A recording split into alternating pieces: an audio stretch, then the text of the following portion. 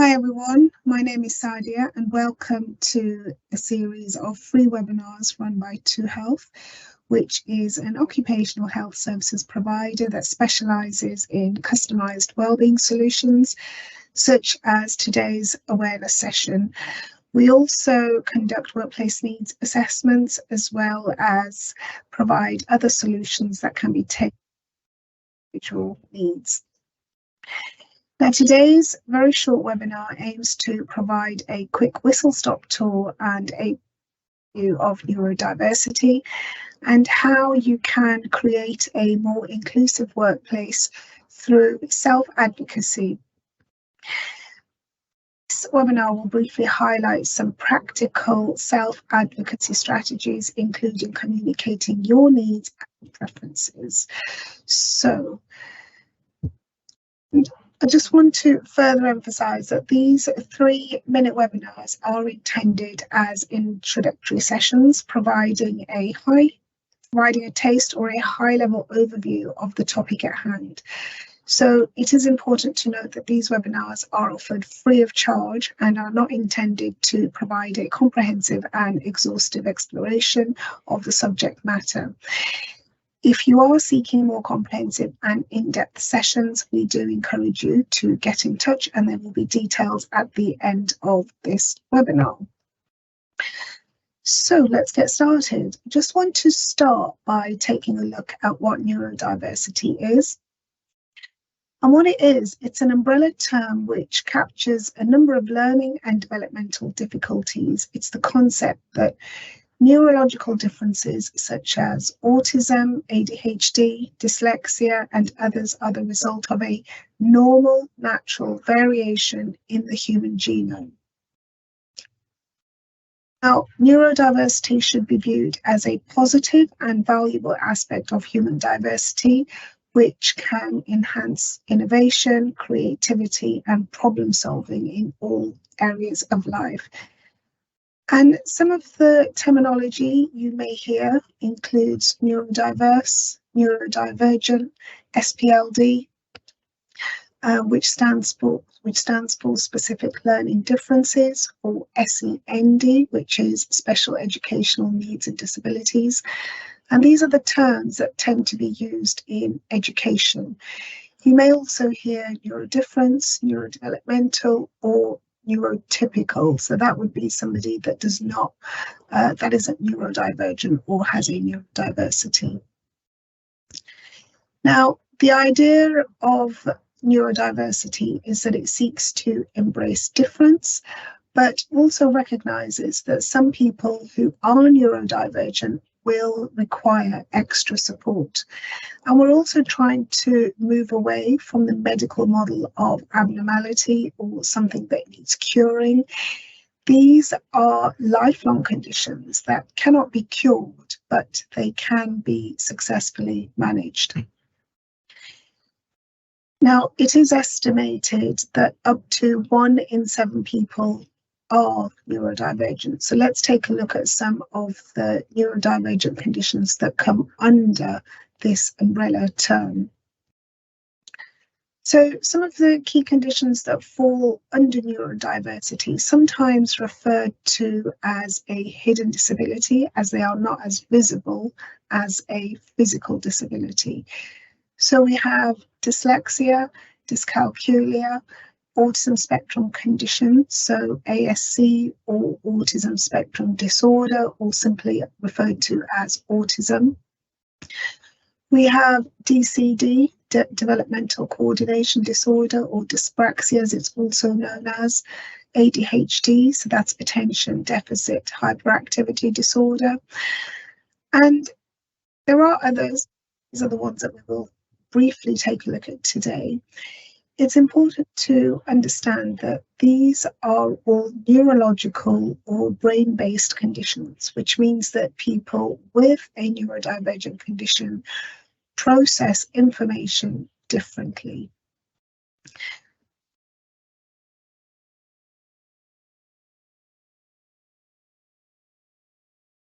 So Let's take a look a little bit at autism. And autism is a neurodevelopmental disorder characterized by difficulties in social interaction and communication, as well as restricted and repetitive patterns of behaviors, interests, or activities.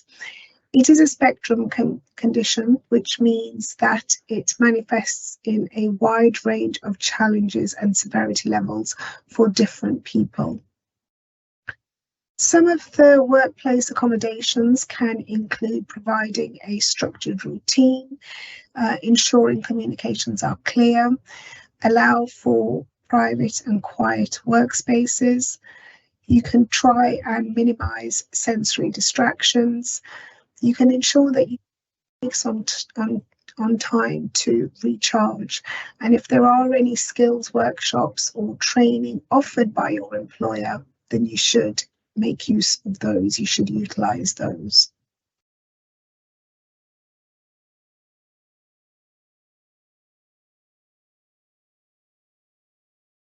Dyslexia is, so if somebody is dyslexic, they can struggle with reading, writing, spelling, as well as time management or planning and organizational skills as well can be impacted in some individuals. Some workplace accommodations can include things like providing written instructions in a clear font, so anything that's 12 or more, and that you can easily differentiate between the letters. So things like Calibri, Times New Roman. There's also an add-on, a Microsoft Word add-on called Open Dyslexic, which can be utilized. You can also ask for extra time in your tasks and exams, as well as any assistive technologies. Any training and mentoring opportunities should also be utilised, and of course the exam format can be adjusted as well to meet your needs.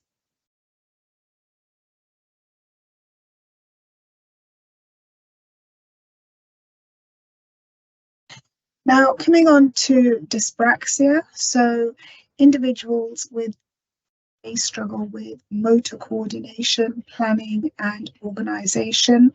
Some workplace accommodations can include providing written instructions, allowing extra time for tasks that involve fine motor skills. So that would be any use of your smaller muscle groups, your finger and your thumb, for instance, because sometimes people with dyspraxia can find it hard to write, hold cutlery, do up buttons. For assistive tools and equipment to help you move around the office, as well as using noise cancelling headphones to minimize distractions. You can also ask for a flexible work schedule, so different timings, for example. And again, if there are any opportunities for training and development, to ensure that you utilize those.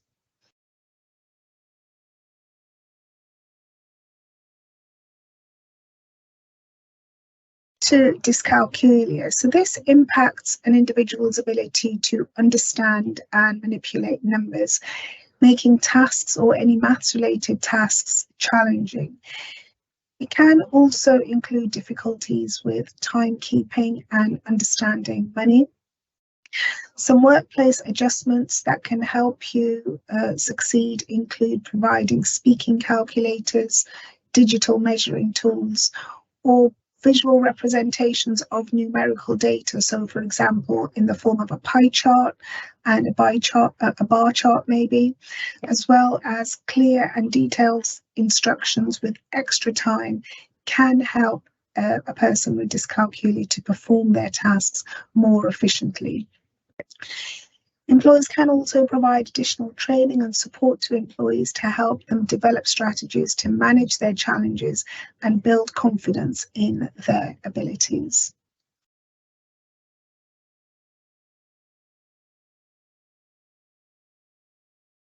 Coming on to ADHD. So ADHD can involve challenges with inattention, impulsivity, focus and concentration. So workplace accommodations can include things like noise cancelling headphones, providing a flexible working environment, minimizing distractions, or breaking down tasks into smaller chunks can help as well to ensure that people complete them, as well as using the Pomodoro technique. So that would be working for 25 minutes and then taking a short break.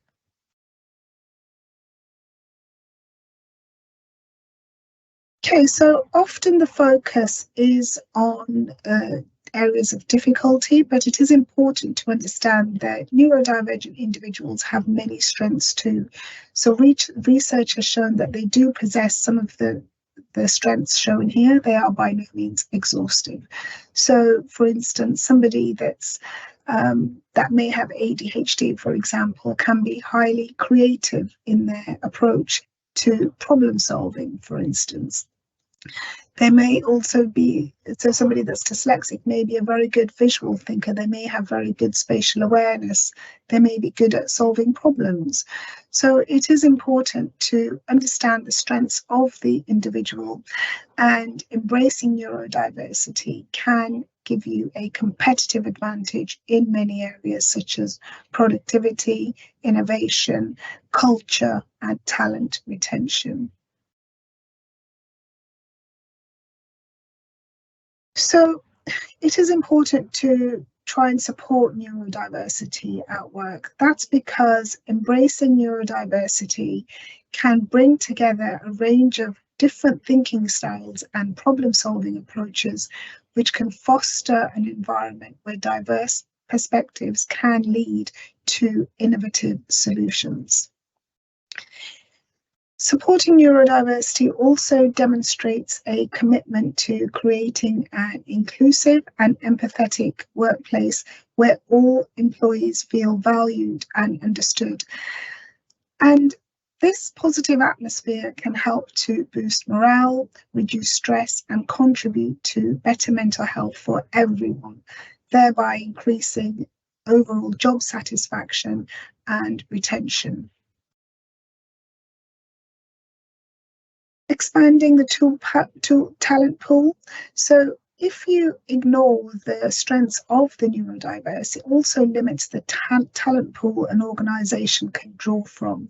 So embracing diverse neurological profiles also allows companies to tap into a broader range of skills and perspectives, enabling them to recruit and retain top talent that might otherwise be overlooked. Now, many countries do have anti-discrimination laws that encompass neurodiversity. By actively supporting neurodiversity, companies not only comply with their legal requirements, but also fulfill ethical obligations to provide equal opportunities for everyone. When an employee perceives that their workplace respects and accommodates their individuals, they are more likely to be engaged and be productive. And this positive work environment contributes to increased loyalty, often resulting in higher levels of performance and a stronger sense of belonging. Companies that actively promote neurodiversity contribute to a larger societal movement towards inclusivity and acceptance. So by setting an example, you can play a crucial role in challenging stereotypes and biases, fostering a more compassionate and equitable world beyond your immediate organizational boundaries. So, as you can see, supporting neurodiversity at work is not just a matter of equality, it's an investment that enriches the workplace culture, promotes ethical values, and drives tangible benefits for individuals and organizations alike.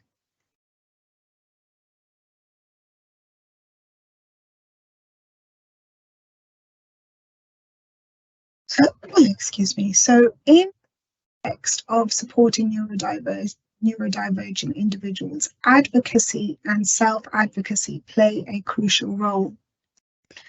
So when we talk about advocacy, that involves promoting the rights and needs of neurodivergent individuals at a broader level. Advocacy is vital to raise awareness, influence policies, and promote systemic changes that can create a positive and supportive environment for neurodivergent individuals. It can also involve working with organisations, policymakers, and communities to address the unique challenges that they face. And by advocating for better access to services, accommodations in education and workplaces, it can help to reduce stigma. And all of this can improve the overall well-being of neurodivergent individuals. So when we talk about self-advocacy, on the other hand, this can empower individuals to express their own needs and preferences and advocate for themselves. So by developing self-advocacy skills, neurodivergent individuals can effectively communicate their requirements and increase their access to the support that they need in various settings. And this may involve discussing accommodations with employers as well as educators as well. Seeking appropriate resources or articulating your own boundaries and preferences in social situations. So both advocacy and self-advocacy contribute to creating a supportive environment for neurodivergent individuals. By advocating for systemic changes and empowering individuals to advocate for themselves, we can all foster a greater acceptance, understanding, and inclusion. And all of this, in turn, promotes the mental health and overall well-being of neurodivergent individuals and enables them to thrive in all areas of life. So how can you self-advocate? Well, self-advocacy is essential for everyone, regardless of neurodiversity. So here are some tips on how you can effectively self-advocate as a neurodivergent individual. Now, it's important to understand your strengths, challenges, preferences, and needs. Reflect on your goals. Clearly express your thoughts, opinions, and needs. Use assertive but respectful language when discussing your concerns or requesting accommodations. Your rights, your company policies, and resources that are available to you. This knowledge will empower you to advocate for yourself more effectively. Be clear about your limits and what you can reasonably handle. Don't overcommit or take on tasks that will negatively impact your well-being. Before meetings or discussions, organize your thoughts and create talking points to ensure that you are able to convey your message more effectively. Believe in your abilities and the validity of your needs. Confidence in your self-advocacy will help you to navigate conversations more successfully. Maintain attitude and focus on constructive solutions rather than dwelling on your challenges. Conversations as a partnership rather than confrontation. So seek solutions that can benefit both you and the organisation. Ensure that you embrace feedback, whether it's positive or constructive, as an opportunity for growth and improvement. And all of this help build relationships with your colleagues who can support and advocate for you.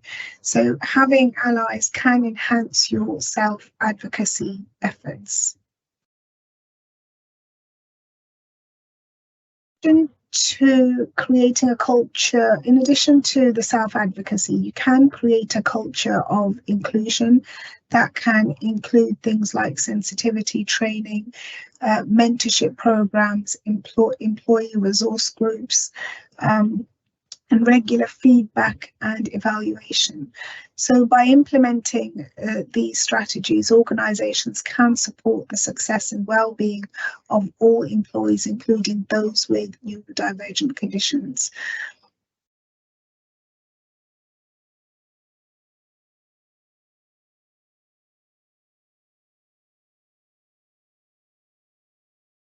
So some of the support offered by ToHealth includes awareness training, which can support more people and encourage disclosure for those who are diagnosed and who are not. It also gets the conversation going around neurodiversity and lets people know what help there is. And this in turn can have a massive impact on staff. So some of the services we offer include coaching, coaching. We offer screening and diagnostic assessments, as well as assistive technology training, and we can tailor any training packages for you. Ensuring that you provide support as an organisation to your employees can keep up the retention rate and keep other issues such as mental health conditions and workplace stress much lower.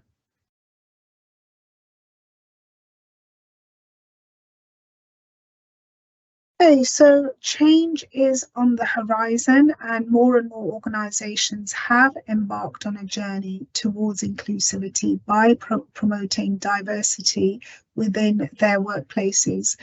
Over the past decade, there has been a significant increase in the celebration of neurodiversity. Notably, influential figures such as Richard Branson and Steve Jobs, they have spoken out about neurodiversity, highlighting its importance. So whilst not all of us aspire to be the next great business leaders, their efforts have helped to build awareness, understanding, and acceptance of neurodiversity. And it is important to understand that people are multifaceted and they do not need to be defined by their thinking difference. So to wrap it up, here is a quick summary of what has been discussed today.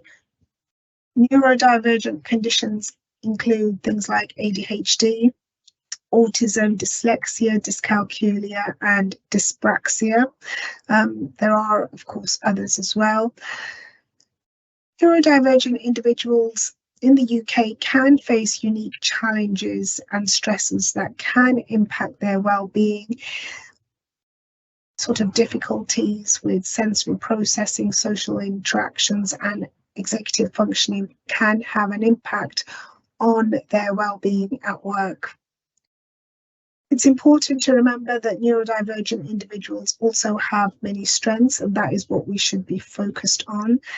And advocacy and self-advocacy are crucial in creating an environment for neurodivergent individuals, which can help them. It can also help to raise awareness, influence policy, as well as helping to empower individuals to express their needs and their rights. And it is important that we all work together to foster a more inclusive workplace environment. So hopefully today's very brief webinar has given you a better idea of some of the struggles faced by those with neurodivergent conditions, as well as how you can advocate and how they can self-advocate to either support others or support yourselves for your particular needs and preferences. We do value your feedback, so please take the time to scan the QR code or use this website link at the bottom to leave some feedback. So thank you very much, everyone, for joining us today. It's been a pleasure. Thank you.